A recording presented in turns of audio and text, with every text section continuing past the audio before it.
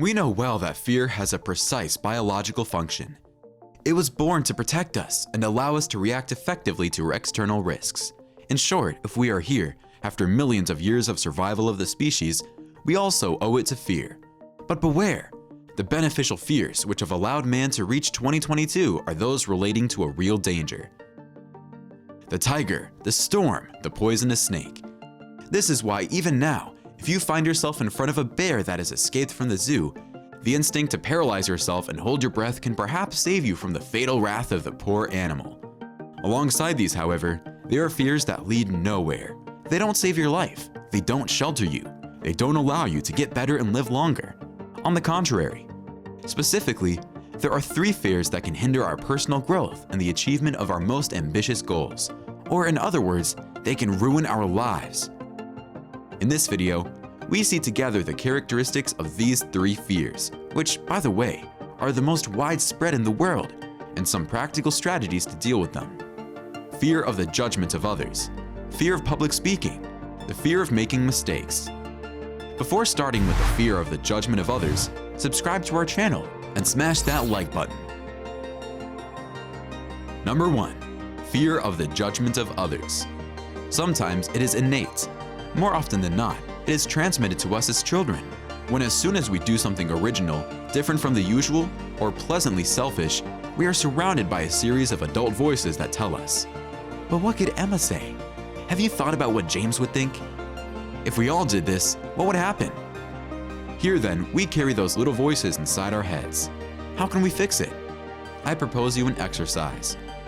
For a whole day, keep track of all the times a thought appears in your head about what others would say or think. I'll advance it to you. There will be many. At this point, I'm sorry to contradict your kindergarten teachers, but I have to tell you something. Emma and James would have lived very well, even if you had done those things you shouldn't have done. Much more likely they were busy minding their own business, or to think about what you would have thought of them. Think of the absurdity of it. So, I would say that you have spent enough years of your life thinking about what others thought of you. Time to do some cleaning in your thoughts and finally leave room for what really matters. So, how do you get rid of the fear of judgment? Think for yourself. Focus on what you want, what you like, what you are good at. Spend time on what interests you and intrigues you. Look at the things that work around you. Think about your plans. How can you make them work? To the people you can involve. Think about what makes you feel good and gives you more energy. Whenever you notice that your thoughts are getting out of hand and are turning towards others, bring them back to the starting point to focus on what you have and what you want most positive. Get angry as well. Very often, the fear of the judgment of others is connected to our desire for approval. We want to be viewed in a positive way because we are convinced that this will make us feel better. But this is a goddamn vicious cycle. We don't do certain things to get approval that would make us feel better, but then it's those things we avoided that would have made us feel really good.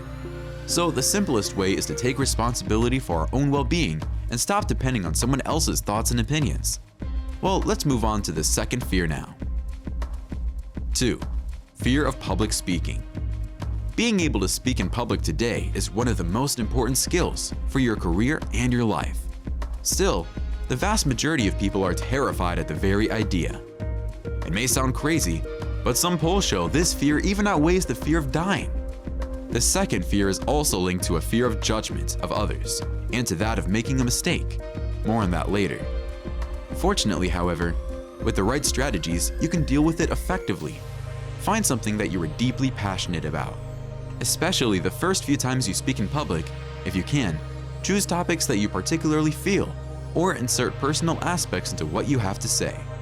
It can be an anecdote, a biographical quote from a character you admire, the story of an emotion. It will be very natural for you to organize the speech, and in some way, you will be transported to the topic you care about. Focus on your preparation. Whether it's a topic you are passionate about or not, your preparation is in any case essential. Of course, you don't have to learn everything by heart. It's the best way to stiffen and freeze in mid-speech, but by organizing the lineup well, and therefore the logical consecutio of your arguments. In this way, even if you forgot a few details, you will know what other related aspects are to be addressed. Repeat your speech a few times, even changing some elements, and you will see that already the third time you have told your speech to the plan of your bedside table, it will have become part of you, and you will feel much more fluid. Stop thinking about yourself. Okay, wait, I feel confused. First you tell me to think about myself to overcome the fear of others' judgment. Now not to think about it? Oh my God, what should I do? It turns out that the fear of dying is really easier to manage. Turn your attention away from you and your concerns to the topic and your audience. Stage anxiety arises from too obsessive observations of oneself and one's feelings. News. The people you talk to aren't really that interested in you, rather the theme of your speech, so relax. Remember that you are not the center of attention, but your topic. Do some physical activity before speaking. If the place where you are going to deliver your speech isn't too far away, walk. If, on the other hand, you are forced to take the car before speaking, go to the bathroom and jump on the spot. Shake your arms or legs a little. Open and close your fingers several times. This way, you will release some adrenaline and be more relaxed when you step on the stage. Transform your tension into energy. It is perfectly normal to be tense before a public speech. All the major speakers in our history have been and are. But do you know what makes them so compelling? Be tense. Yes, you heard right. Only these professional speakers have learned to use the energy potential of voltage. In their hands, anxiety is transformed into charisma, into passionate speech. So don't be scared if your heart is beating faster, if your breathing is different, if you feel the need to move. Think that you have a much higher energy level than usual, and that you can use it to make your speech even better. Keep your voice high. Look people in the eye. Move on, taking steps on the spot and accompanying your words with hand gestures. Your words will be even more convincing. 3. The fear of making mistakes. This too is a fear linked to the fear of the judgment of others seen in the first point, also mixed with low self-esteem. It hinders us deeply on the path to our goals, pushing us to be overly cautious, constantly tormented by doubts, and assiduously procrastinators. If at the end of the day, you find yourself tired from the amount of dilemmas and worries that have populated your thoughts, and you have concluded much less than you thought, this is likely your fear. You need a particular mental diet. Here are some practical tips for you. Making mistakes is natural. Everything we have learned since we were born is the result of continuous trial, error, and adjustment. If we have been afraid of making mistakes as children, now we would not know how to eat alone, walk, wash, or write. The important thing is to learn the lesson and put it to good use for the future. Remember, successful people are not perfect individuals who have never made mistakes, but people who are able to draw the right lessons from their inevitable mistakes. It's not really that important. Returning to the comparison above, if you remember, as a child, you did not put unnecessary pressure on yourself. You didn't give yourself a single chance to learn to eat with a fork and knife, or a few years later to jump on a skateboard. Nor did you think from morning to evening about the puzzle of the puzzle week that didn't come to you, calling you stupid. You just tried to do what you wanted until you could. As adults, on the other hand, we begin to be limited by different types of conditioning and to consider issues of life or death 90% of the nonsense. And coincidentally, we neglect 10% of the things that are really important to us. Time to put the right priorities back. Except in rare exceptional cases, I can tell you from personal experience that there are no mistakes that can seriously compromise you.